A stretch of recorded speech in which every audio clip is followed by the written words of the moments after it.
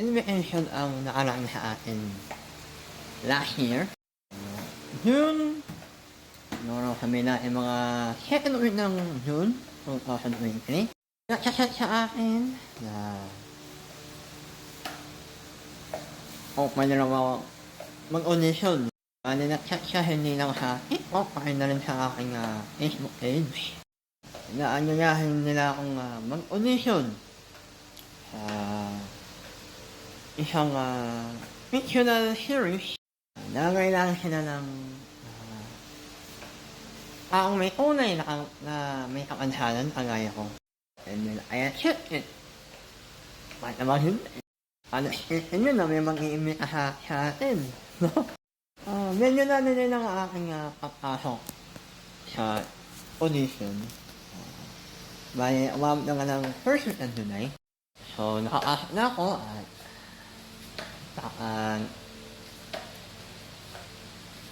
ang mga nag-invite ng audition niya ako. Siyempre, may binigay nga sa akin yung mga script. Well, confidential nga yun, sabi nila. Ayoko nang sabihin. Pero nakakaganda rin ang kwento na yun. At siyempre, may kasama kang mga funny side. Fast forward, tapos na yung audition. Magpasalamat yung isang producer. Pamilihan daw niya ako. Pag naka-audition na, yun na yung huling chat sa akin. July 2023. Anong taon ako? October 1, 2024. In-invite nila ako para mag-audition.